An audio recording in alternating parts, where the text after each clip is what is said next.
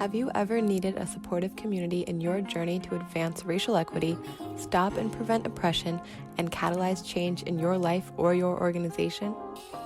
Join us in our online community at intentionallyact.com. As James Baldwin wrote, "Not everything that is faced can be changed, but nothing can be changed until it's faced." Join us online to confront the challenging questions and situations in your journey to advance racial equity as we build community to offer professional, personal, and organizational development, skills, and knowledge. Hello, everyone. This is Dr. Atia Martin. Welcome to Intentionally Act Now, a podcast that supports the All Aces mission to activate consciousness, catalyze critical thinking, and transform capabilities that advance racial equity and build resilience within ourselves and our organizations.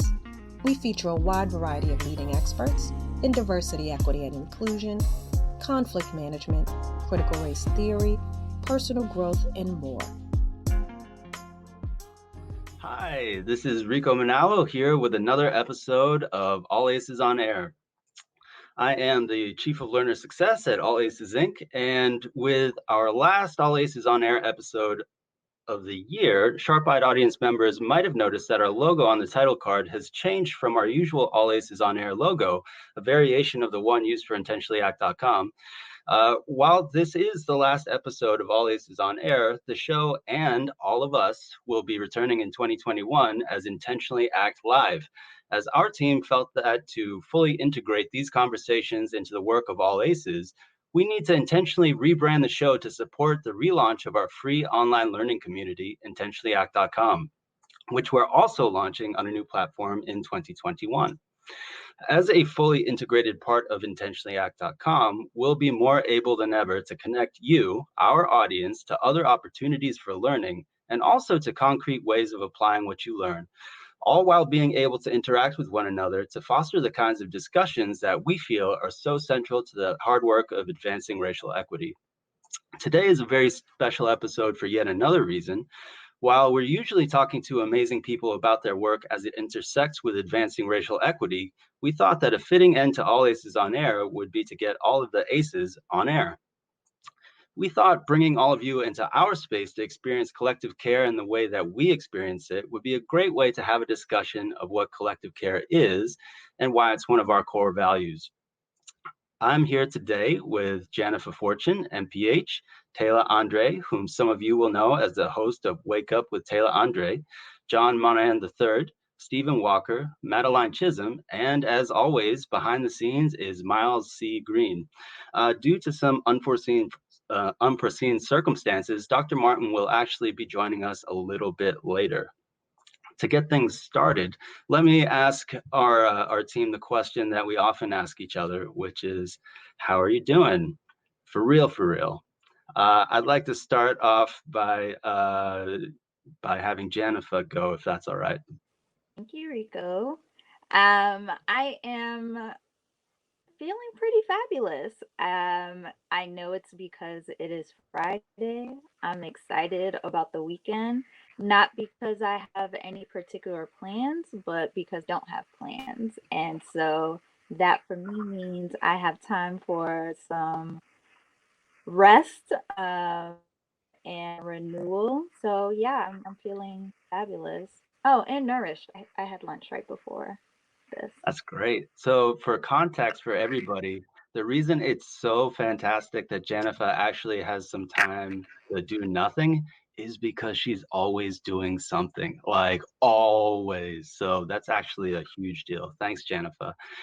Let's move next to Tayla. How are you doing for real, for real? I am well. I am more than excited for collective care.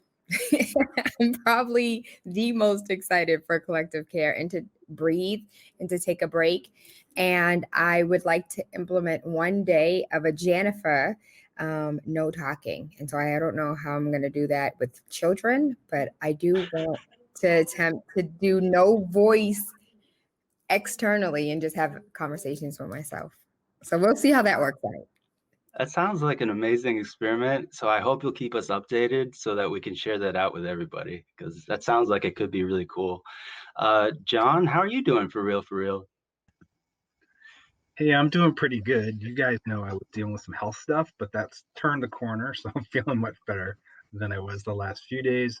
And I too am looking forward to our collective care weeks coming up. I've got lots of reading I want to do and projects to tackle, and just some time to sort of refertilize my brain so it can grow a little more. Nice. Thank you. So are we to take it that your medication has finally arrived as it was supposed to?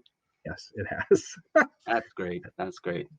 And let's move next to Stephen, please. How are you doing for real, for real? Thank you, Rico. Man, for real, I'm doing great right now. I feel great. I'm, as you guys know, I had a bout with COVID. That's it. That's behind me now. I'm back to my regular self. I literally cannot wait to go to the gym today. Like that's what I've been looking forward to all week. As y'all know, I like to work out. It's been a little over 2 weeks now, so it's like it's in the horizon. It's almost there. So very excited and happy to be here. I was happy to see you guys' faces. It's fantastic. Glad to hear that, Stephen. Really glad that you're on the mend. And I gotta say that cardigan's looking sharp. Matt, how are you doing for real, for real? I am doing well, Rico. Thank you for asking. I am also looking forward to the weekend and to collective care weeks. I know that Janifa, Stephen, and I have some time planned to hang out and not actually hang out, do business stuff, but in a good in a good fun way that could be taken as hanging out. So Nice. yeah. Yeah, something that a lot of people are not gonna have insight to is our team, these 6 people in front of you, we are in, I actually don't know how many meetings we're in per week. Oh, hey, baby Rain, how are you?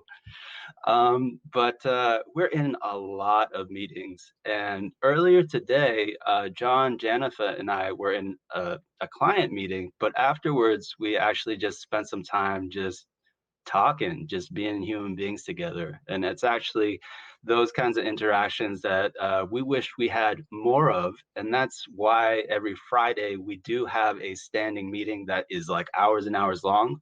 But what we're mostly doing is spending time with each other because we're no longer in our physical office. I'm not going to bump into Janifa, in the office. Tayla is not going to have the opportunity to kidnap me and feed me cookies. So it's really important that we create space that we can actually be humans together. And that is a huge part of collective care. But to really ground that for us, because Dr. Martin is not here with us, I'd like to defer to our next most senior member, who is Janifa Fortune. And Janifa, would you please lay it out for us? Like, what is collective care? Sure, Rico. I'd love to do that. Before I do that, though, I do want to bring the question back to you. How are you doing today, for real, Oh, for that's real? right. That's right. I'm doing very well. One, because I'm in space with all of you again, finally. Um, I was not looking forward to going outside today because yesterday it snowed a lot in Boston, and I have a dog, so he's got very hairy toes. So if he walks around in the snow, he gets these ice balls, and he's super uncomfortable. So I have these little boots that I have to slip on them. But slip is not the right word because I'm fighting for all 4 of those paws to get in there. Then the harness got to go on, and then the jacket has to go on.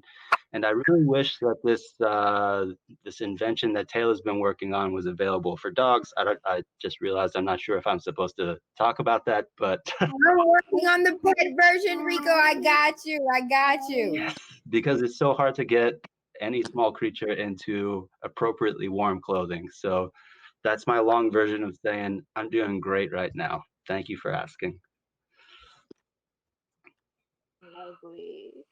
So yes, for us, Team All Aces, we do not subscribe to the concept of self-care by itself. We believe in collective care, right? Which is our topic of today. And for us, collective care is about ensuring that we're able to take care of each other, create the space for people to take care of themselves, and of course, hold one another accountable to taking care of each other and themselves. So excited to get into it. What does this look like for us as a team in practice? Definitely. And just to flesh that out a little bit further, in case it wasn't abundantly clear, like when I'm doing my own self-care thing, that's cool and that's very valuable, but I'm human. And like any human, like if we think about our New Year's resolutions, a lot of people make this commitment to do better, to be better, and then somewhere along the way, life happens and that thing that they intended to do stops. It's not because they're bad people or because they're lazy often. It's also because it's hard to hold yourself accountable. So the real power of collective care is that we're holding each other accountable, not even just for taking care of each other, but for taking care of yourself. So if somebody's like not taking great care of themselves, it is our responsibility as a collective, as a team to say, hey, you got to take better care of yourself so that you can take better care of me too, you know? And so to open up this discussion on what collective care looks like, here is our main question for today. And I'm gonna say this out slowly. And Miles, if you could write this out for the people in the comments section, that would be great too. How has collective care impacted your racial equity journey since joining Team All Aces? The major distinction for me in joining teams in previous workplaces was one of our values, this value of collective care. And that is because what I found is the piece of collective care that stood out to me was the intention to create space for people to take care of themselves and each other, right? The intention to create space. In previous workspaces, um, I noticed two things. Either one, care wasn't acknowledged or prioritized, or two, if it was acknowledged, it was limited to self care. So it was, how are you taking care of yourself outside of these 9 to 5 hours, right? Versus in joining Team All Aces, it was recognition that I, Jennifer, am walking into a space as a whole human being, right? And so what are the structures that are in place to ensure that you could take care of yourself not only outside of your 9 to 5 hours or which whatever hours you're working, but also what structures are in place to ensure that you could take care of your space during those 9 to 5 hours, right? In effort, to your point, Rico, in effort to ensure that you could take care of other folks and the community remains well.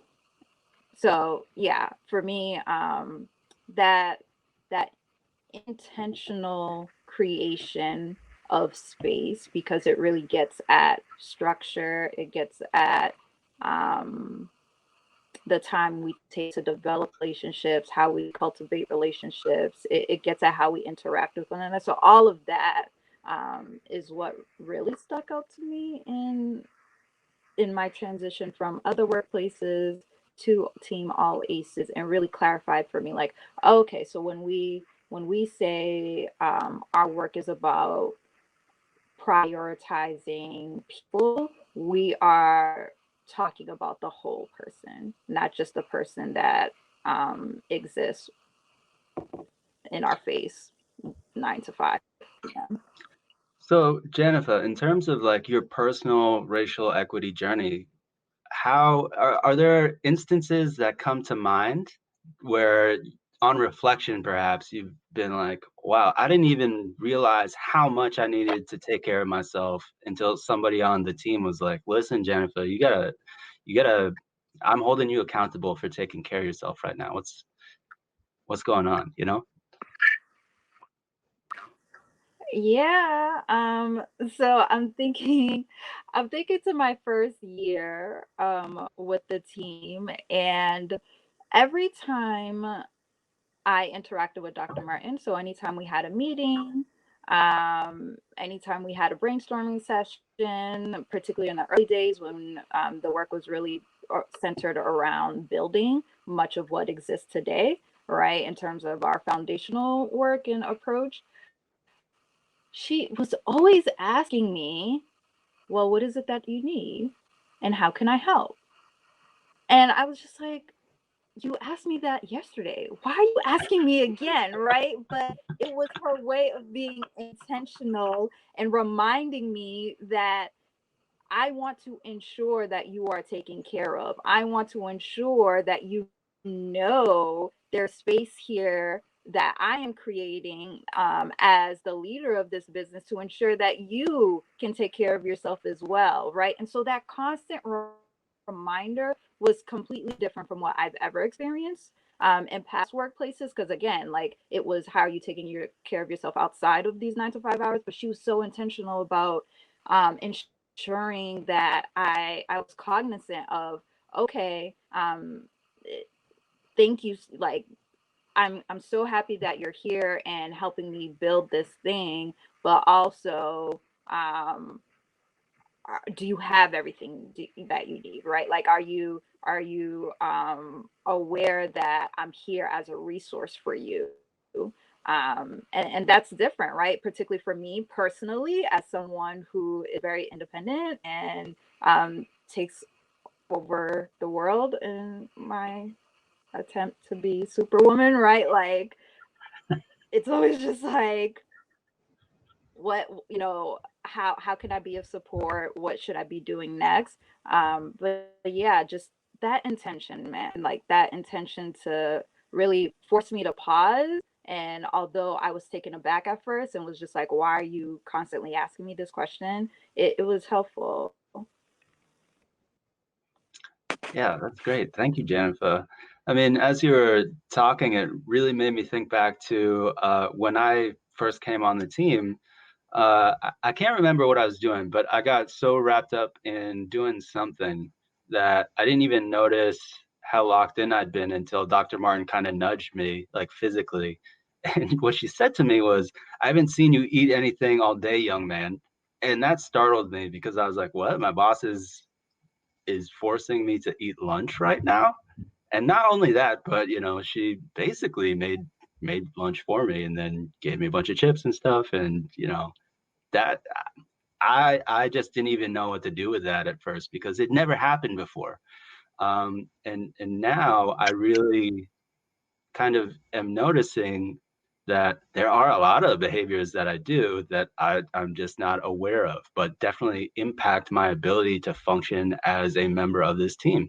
And so it's so valuable to have other people looking out for me because, like yourself, Jennifer, I've been working so independently for so long that it's hard to get out of that mentality. And it felt weird to do that. But now that I'm more comfortable in this space, like I don't know that I can cram myself back into doing things the way that I used to.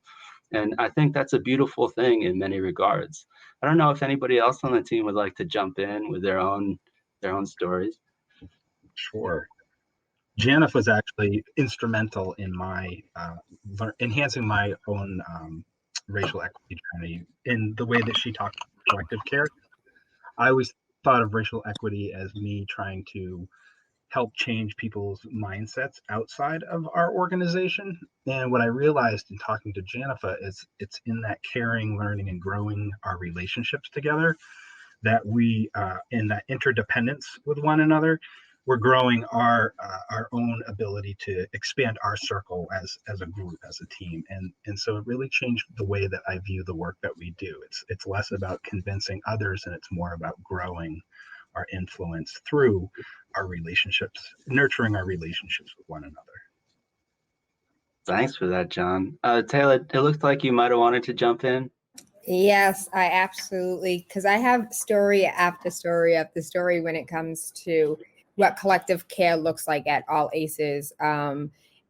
Being a mom of 3 and having every ball in the air being juggled, typically in workspaces, it's just like, how do I do this thing while being a parent? And it's like, well, if you need to be a parent, then go be a parent, and let's circle back to this work at a later date. And tell me what boss on earth It tells you to take the time off that you need to either take care of yourself, to take care of your family, to take care of, outside of work issues. And then, when you come back, to be able to have your whole mind and your, just intentionally go take care of that, because even if you stay here and do the work, your mind's not going to be 100% on it. And there was a time that I was not feeling well. And she was just like, okay, well, I'm going to have somebody drop off some soup to you. And I was just like, whose boss is about to do that? Because you about to pay for the soup, pay for somebody to drop off the soup, and then call and check on me and make sure I have the soup. So it just, I, like Rico, I cannot see myself working anywhere else that does not honor the values that we currently have. And could you imagine what that would look like collectively? It's like being an employee out of the country and getting 6 months of maternity leave and then come to the United States like, hold on, I don't have maternity leave? Like, I want to go back home. And so this is definitely home for me, and the values that I've picked up and in other spaces that I work in, like as a real estate agent, I find myself having more conversations about how are you, how are your family, how's everything else doing, and really minimizing like the work in itself. And for me, I realized once you build that relationship, going back to what John was saying, once you have that relationship, you can kind of pick away at the work based on the person. I don't know. I don't think my words were formulated correctly on what I was trying to say, but based on that relationship, I kind of can formulate the other needs that that person needs based on just the conversation of the collective care. How are you as a whole, and not how are you in this, me helping you find this house. Yeah, it's not like a transactional thing. It's not like a business thing, right? And I remember, if we can drill down on this just a little bit, I remember earlier in the pandemic, I remember you and I were having a couple conversations, and if you don't mind me sharing this, then okay. So I remember one of the things you said was you were feeling so disconnected from the team, and you were expressing like these feelings of guilt because you had real life responsibilities. You had 3 children where we had to pivot super quickly. I remember that you were going to see your grandmother, and there was just a lot going on. And, I feel like somebody in that position, if they did not have collective care, like I don't even know what might have happened to them. I don't know if, you'd be comfortable in sharing like what you imagine could have happened if you didn't have collective care. Absolutely. So we experienced loss in our family, which then, had a trickle effect to other family members. And so I really wanted to be there for my grandmother because she just lost her daughter. And I was gone for 3 weeks. And though we were remote, I was gone mentally as well. So I was not engaged in a lot of the activities that we were doing. I was disengaged as far as work was concerned. Stephen, thank you, picked up a lot of the slack, a lot of the balls that I dropped. And I can imagine anywhere else, it would have been like, we really appreciate you, but we're going to have to go in a different direction. And that's not what happened. And it was like, how can we be more supportive? What is it that you need from us? Even I think John picked up a couple balls. Jennifer picked up a couple balls. It was like everyone rallied up to see what work needed to be picked up that I had to put down at that time.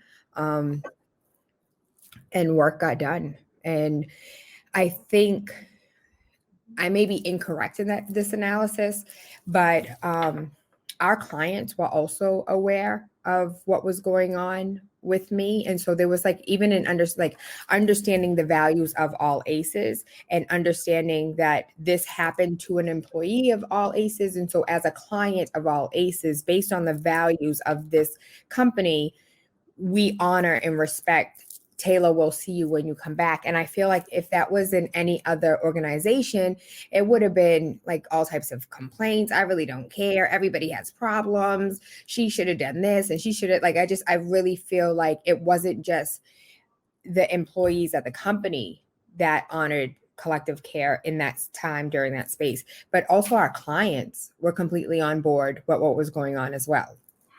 Yeah, so I'm not the best person to talk about this, so I'll open it up. But our clients, we're pretty selective about our clients. We look for a good fit, and it's not a one direction fit. It's like we got to fit well with each other, right? And if we can't find that alignment, then we know that all kinds of things can happen, like what Taylor is describing. But because we're entering into it in this way, from the beginning all the way to the end, there is this thread of mutual respect is very, very foundational to every single thing we do. Like we do not want to be extractive and we do not want to be extracted from. And that's really important to maintaining those really great relationships. I'd like to move to Stephen. Like, you know, in terms of your racial equity journey, how has collective care supported you in that? Thank you, Rico, and thank you, Taylor, for your very kind words. I appreciate that a lot. Um, so, for me, my background originally started in retail. Sold everything from working at Radio Shack, if you guys remember that old place way back in the day that no longer exists, to selling phones, to selling all types of stuff. And in that environment, nothing is more important than what have you done for me lately and how much money have you made for me lately. So I never really, I didn't know what a racial equity journey really was until I came here, if I'm being completely transparent and honest. And being a black male in today's society, showing signs of like, man, I might not be okay, or signs of quote unquote weakness is kind of frowned upon. So coming here and having collective care the first time, so I've been here almost a year, be a year in February. And then when I first came on was right at the tail end of collective care. And I was like, what is this? I don't understand the point of this. And now coming full circle and having to realize like when stuff happens, I no longer have to keep it to myself and just sit at the computer and type away and talk to clients all day. Like I can say, I got some stuff going on. I had some stuff going on when I first, came on board with trying to pick myself back up, get on my feet again, to finding my own place, and what I mean, so much other stuff. And anywhere else, to Taylor's point, she said before, uh, it wouldn't have mattered. And like, okay, well, I know you got stuff going on outside, but you also need to help us make money because making money is how we keep you here and how we support you. And I never had that feeling. And being here, it was always take care of you so you can help take care of us. And that is something that is, I think, unique to all ACEs. But I also believe that it shouldn't be. I think that employees everywhere would feel a lot more value and they would work that much harder if collective care was something that everybody was able to practice. But you also have to be taught what it is as well. So, Oh, that's an important point, Stephen. And I wonder if you'd be willing to open that up a little bit, because like learning anything new is hard, and learning, this racial equity, it's a hard path to walk. And so I don't know if you be comfortable in talking about some of the difficulties that you've observed along your way. oh yeah, well, comfortable talking, absolutely. Have at it. So difficult. So just for clarity's sake, when you say difficult, you're talking about my own personal difficulties, or just um, Yeah, you can go specific, you can go general. I think that our audience might kind of be trying to imagine right now, like, yeah, okay, collective care, it sounds interesting, but like, what can I expect along the way? Because we know that learning is not a comfortable experience, right? absolutely. So I to give you kind of a background of where I came from. Just over a year ago, I was working in New York. My contract ended, and I ended up coming back home to Pennsylvania, which is where I am now. And it was hard trying to find a job. Because coming from being in the environment that I was before, where I got to meet amazing people. Actually, that's where I met John Monaghan from the company. They brought him on to do some projects with as well. That's actually how I met Dr. Martin.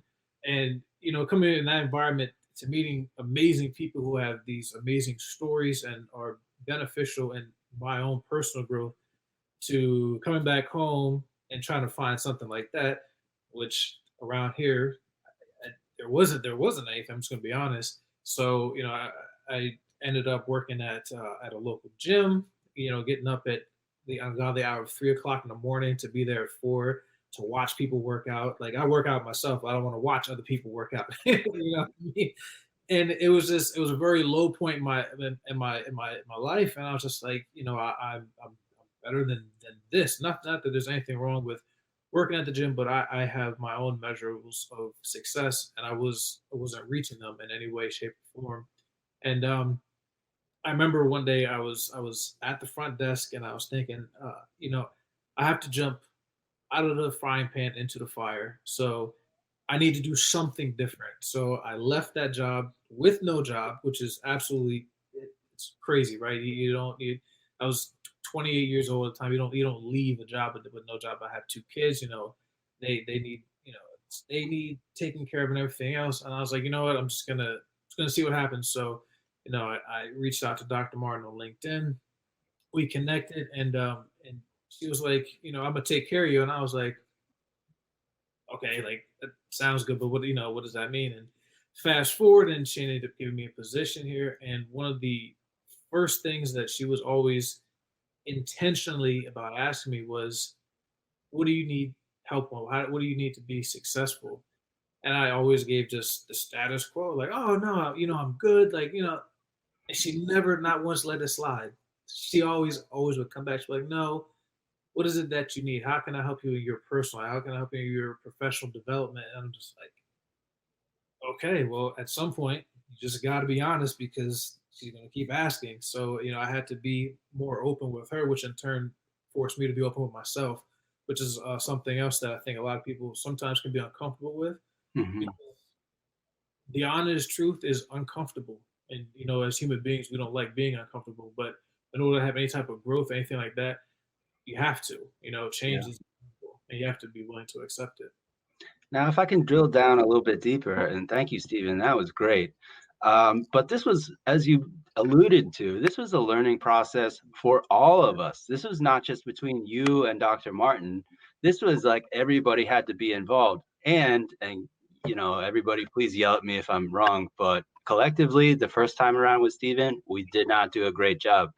One reason being, that's when COVID hit, right? Like, we got upended twice. And so it took some time to figure all that out. But the fact that we're all sitting here today and can talk about it, I think that's a real testament, because in many other organizations, that's it, right? Like, thank you for your time, best wishes, et cetera, et cetera. And if we had to go back to our values, as we always do, if we're practicing what we preach, we gotta get in there and we gotta do the hard work. We gotta do the unglamorous work if we want to make anything work, right? But not Um, I thought I was gonna be fired like twice. I'm not gonna lie, because the position that I originally applied for, I failed. Like, it was terrible, and I literally was driving home the one day because Dr. Martin, she was like, "Hey, we need to have a conversation," and I was like, "Oh no." Scared to death. But I'm still here, thanks to our values.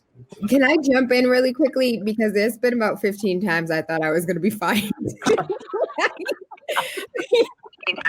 And this is real life. When you're in any organization and you don't do a thing, or you do a thing incorrectly, it's like, how dare you? How could you?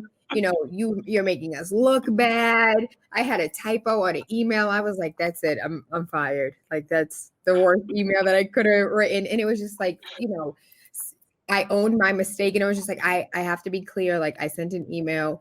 It didn't come off the right way. And it was just like, well, did you apologize? And I was like, yes. Okay, well, we all make mistakes. I was like, but I was frustrated. Oh, okay.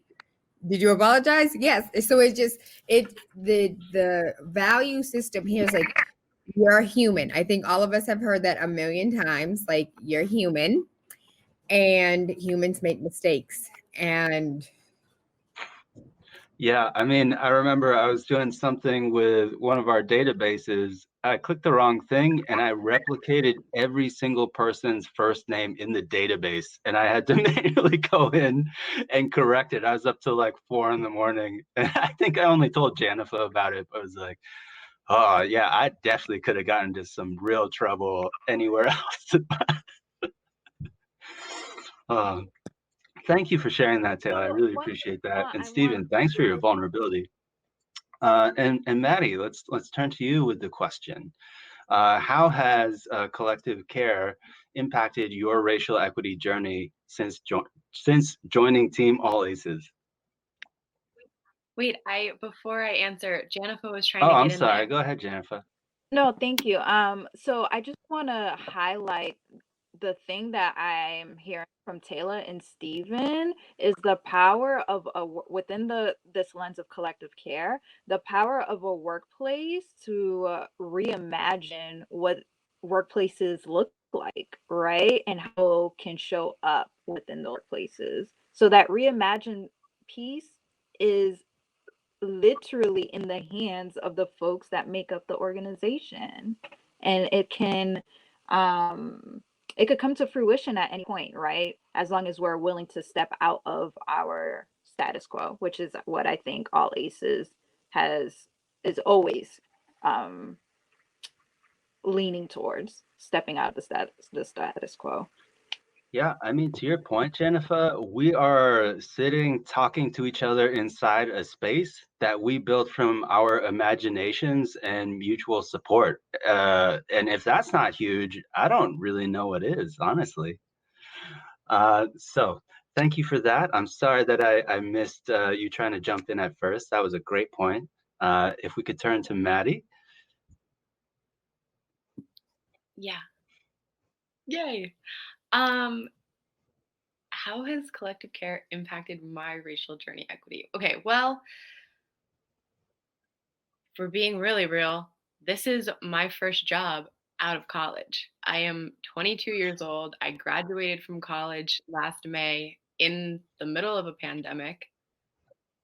And every day since I have been hired as one of the project managers, I've woken up and been like, what did I do to deserve this job? Like, why am I here? This is ridiculous.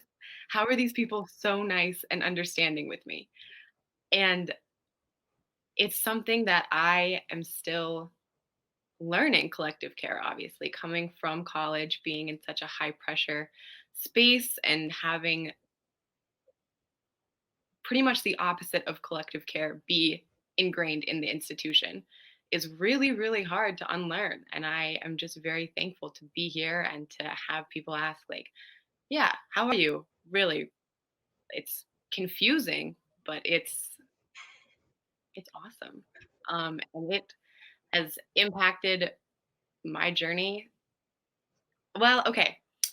I feel very fortunate because I'm getting here young and I feel like there's going to be a lot of growth that comes from this. And I'm really excited to see how my journey is impacted looking back, maybe next month, maybe next year, 10 years, to see how this integration of collective care into just the way that I think of everything changes what I do. So Yeah, thanks, Maddie.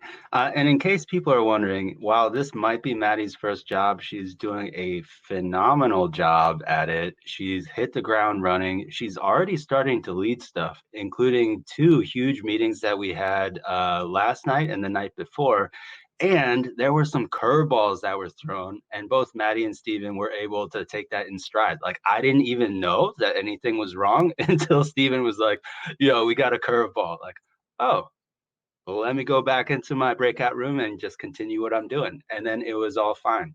But I could easily see that without that security of having collective care, that that insecurity at each of our cores, that easily could have spread throughout that whole team that we had on when we did get that curveball, and that could have been a disaster, but it wasn't. So, I mean, again, to me, that again just speaks to the value. I'd like to pivot to a couple of the comments really quick. We had one from, and Miles, if you could put this on the screen for us, that would be great. The question is, can you adjudicate collective care without the general standpoint in diversities? So I think, and please do correct me if I am wrong, but I think what the idea here is like, can we have collective care outside of like a context that's super focused on diversity? Your thoughts, your responses. Sorry, Rico, could you repeat that one more time, please? No, because I have no idea what I just said, but I think it made sense. I love the honest collective care, man. But I think basically, can we have collective care or like anywhere, or does it have to be only in like a situation where we're really focusing on diversity, equity, and inclusion? So to your point, because I was actually wanted to say this earlier. I think the foundation of collective care, and everybody, I mean, probably have different opinions, but I think we might all agree, is the foundation of a family type setting. So family is not necessarily your blood relative, and this is just for me personally. Just a quick background: I'm adopted, so I don't know any of my actual like blood relatives. So I have a lot of people that I'm very close to that I call my family, and you guys are a part of that. So family is people that like I take care of, that I'm going to always look after, and regardless if I get upset, if I get angry, and that only lasts for a little while, because at the end of the day, family is so important to me that I'm going to come back and take care of them one way or another. No ands or buts about it. So I do believe that collective care, when you actually genuinely care about somebody and care about a group of people, can easily can be a basis without it having to be a diverse thing or an equitable or anything like that. Right. So it sounds like what you're saying, Stephen, is again, relationships are at the heart of this. And so, again, it's about being really intentional about how we treat those relationships. Is that right? Yes, because I think that's lost in just a lot of everyday aspects of life. It's always transactional a lot of times with people, and it shouldn't be. It should just be, hey, you're a human being, and I care about you and your well-being. I don't have to necessarily, quote unquote, like you or love you, but I don't want to see bad stuff happen to you. You know what I mean? Yeah. I think that's just something that needs to be practiced more often, and kind of take the pressure off of I have to be this like perfect human being, because well I don't know not a one. That's true. That's true. John, is something on your mind? Well, I think, it's a good question. I think if you look at like the dominant culture that we tend to see in organizations and corporations, there's this competitiveness, this reliance on, rugged self-determination, and like you said, Stephen, extractive culture. And those things work against the value of collective care. They pit us against one another in an effort to see who can get ahead. And to what collective care has done in many ways is it's what allowed us to fix the problem without you knowing we had a problem the other day. It's our ability to be honest with one another without that fear of excuse me, I'm tripping on my words. Repercussion. That's the word I want. Repercussion. So, and that is a major issue with many organizations. Like, I don't want to admit this thing went wrong, because then I'll get in trouble. I'll get fired. I'll have punitive action against me. And we recognize the humanity in one another, and that mistakes are mistakes. And that allows us during difficult times to say, hey, this thing is up, and to work together as a team based on these relationships built in trust to resolve our problems and to fix them and move forward. It actually benefits us. I don't know if that answered the question about diversity, but I think the diversity piece that isn't necessarily the dominant culture, and I think that if we're heading in that direction, we can start to change things. And that's why building and growing our relationships and our influence is so important. I mean, one situation that comes to mind, John and Stephen, if you don't mind me sharing this, but Stephen was having a hard time. Stephen has had a hard year, actually, like if we're thinking about it. If we're being really honest, Stephen's had a hard year. But he's still smiling. But there was something that was affecting something to do with his kids. And once that became apparent, I saw John jump up. I saw Dr. Martin jump up. And it was not about diversity. It was about being a parent, taking care of yourself so you can take care of your kids. John, you brought in your healthy manhood lens, which I think, I can't recall if you said something about that at the top, but that is a primary lens that John looks through. And I don't know if you want to talk about that in relation to the situation I'm referencing right now, but it might be good to give people a more concrete idea of like, this is not just a DEI thing. Sure. So, the healthy manhood stuff is a way to get away from that dominant story of all the things that holding in your feelings and not asking for help when you need it. I'll just tough it out and not go to the doctor and have a heart attack, or all these bad decisions men tend to make because we're trying to be big tough guys, and that and end up harming us. And really, in our little folks, what we find is that growing up in that environment, that's where we see people have depression, suicide, drug, substance abuse, and all that. And so it's really important to tell counter stories to that dominant story, and so when Stephen needed some help, I was thrilled that he said something and that he was willing to open up and share what it was he needed help with, and that we could have that relationship instead of just saying, no, I'm fine, I'll rub some dirt in it and put duct tape on it. That doesn't really work anymore. So so it was that lens that I see a lot of stuff through in my relationships with especially the men or male identified people in my life. But the women are awesome because they're really good at being vulnerable most of the time. So I mean, I was kind of sitting on the sidelines, but I saw a couple amazing things happen there. So I saw you and Dr. Martin jumping into action, and I saw Stephen jumping into action too, because he was about to kind of be like, no, I'm fine. Nothing's really bothering me, because that's the automatic or learned response. But that's not what Stephen did. And there was a moment where you could see he overcame it. And it was like the ice just kind of unfroze and it all started flowing from there. So, I was really honored to have been there to see that. I think for me, no, collective care doesn't have to be in a DEI context. If anything, it kind of leads us to thinking about DEI like a lot more concretely, because if I'm holding other people accountable, I'm recognizing explicitly that they're different than myself. They have different needs, right?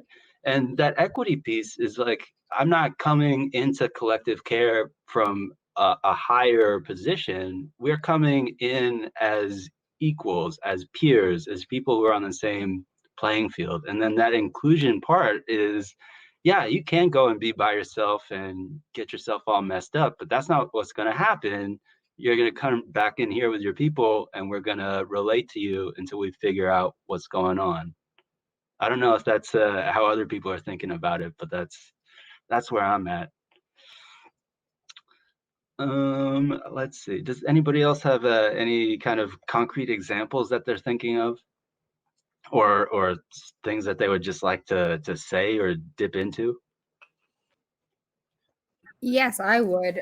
In regards to the comment, I don't think anything that we really said had anything to do with race. I don't think what Stephen had to say about his experience really had anything to do with race. I know nothing I said really had anything to do with race.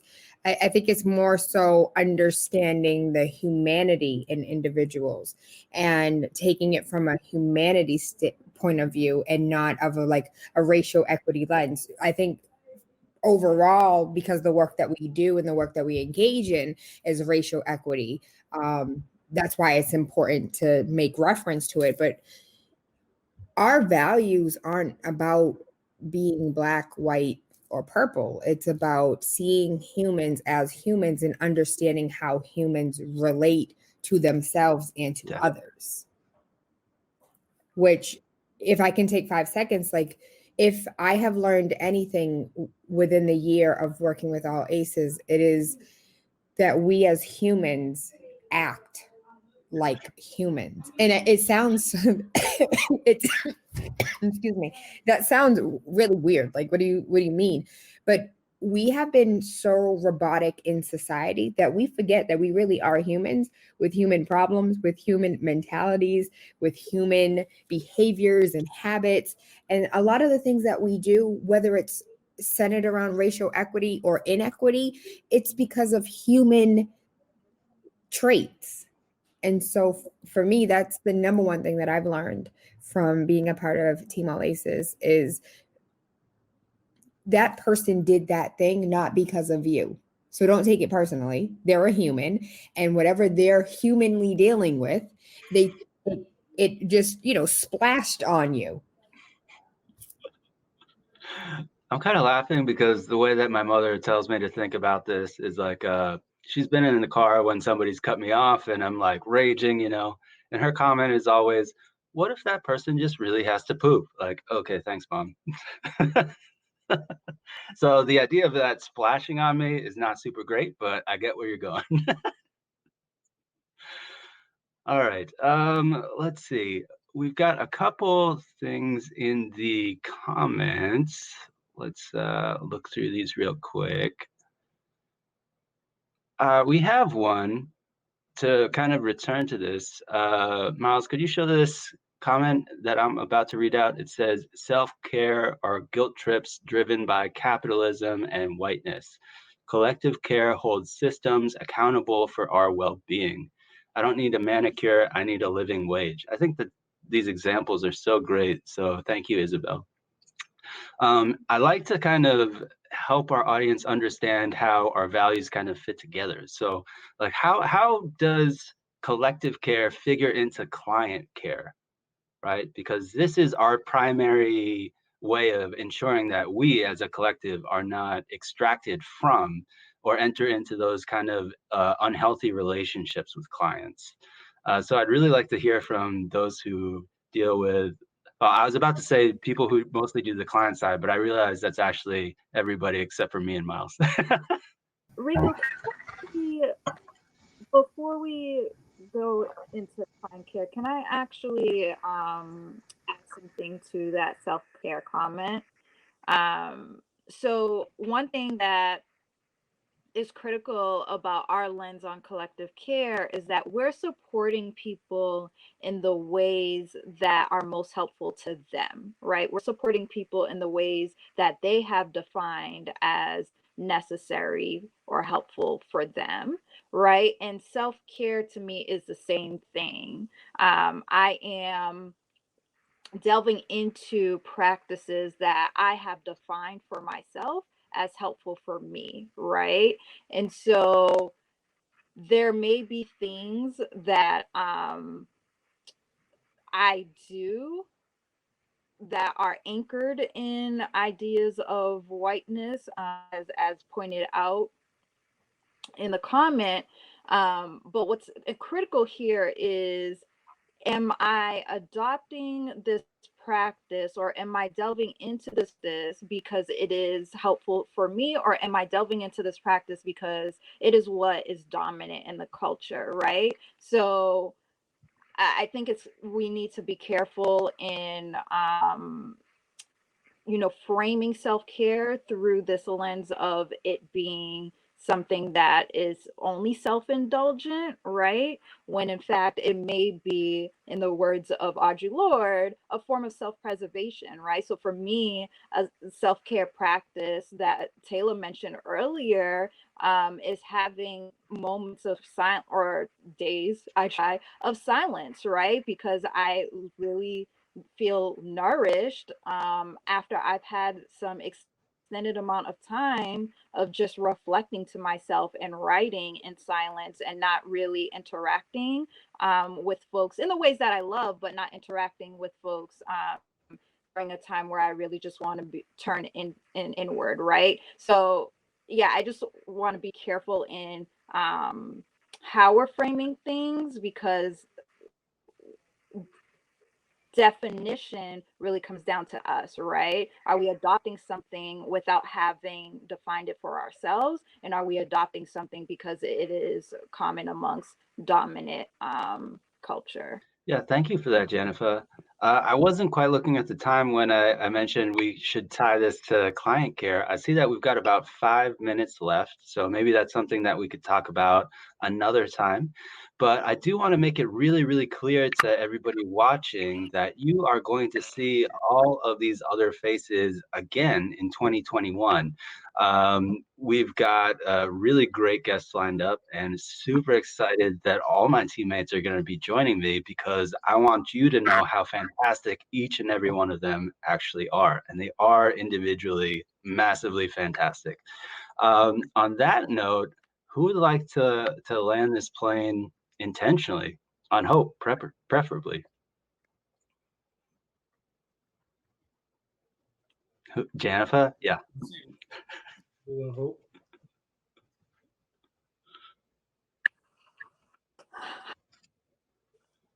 Wow. Let's see. Let's see. I mean, I think the only way to land is how we started.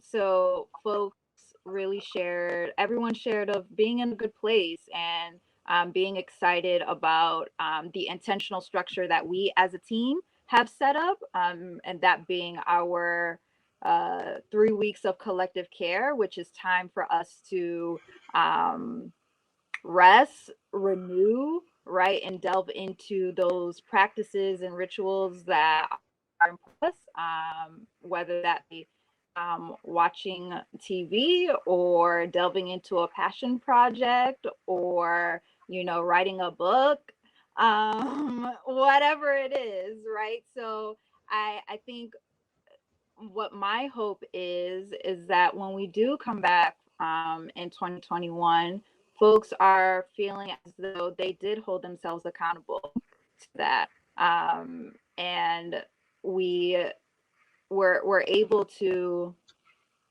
hit the ground, not running, but hit the ground intentionally for 2021. So I'm excited. I know the rest of the team is excited about changes, and new things that we have coming for 2021, for the general public and for us as a team internally. I'm so happy that we got this hour together before the holidays. So thank you, everyone. Yeah, thank you. Any other final thoughts from anybody else on the team? Sure, I'll go. I always got stuff to say. There's nothing. Of course. I just want to say thank you to everybody that's watching, whether it's live or if they're going to watch. I just hope that you all get the chance to take the time to be intentional with the time that you have off. Enjoy time with your families. Enjoy time with people that are close to you. People are important. I think sometimes we lose the value in just being around people that genuinely care about your well-being. So if you have the opportunity, take advantage of it, and also to take advantage of taking time for yourself, because sometimes you just gotta be by yourself. There's nothing wrong with that. It's true. Holidays, everybody. Thanks, Stephen. That's great. The last couple things that I'd like to say before we go, if you are kind of struggling still to figure out how you can link up with other people to get some collective care yourself, I would really encourage everybody to join intentionallyact.com, where you will see a lot more of us in 2021. And also, as Tayla reminded us last time, we should also be very intentional about asking you to like and share our content if in fact you did. So I hope so. It's been an absolute pleasure being up here with my work family, because that rarely ever happens. And very, very much, I hope that everybody is happy, safe, and that they can have a wonderful Christmas season. Here's to a better 2021. Thanks so much, everybody. We'll see you then. You've been listening to Intentionally Act Live from our website, intentionallyact.com. You can follow us on Instagram, Facebook, Twitter, and LinkedIn. Submit your stories and questions for future episodes by emailing us at info@allacesinc.com. Until next time.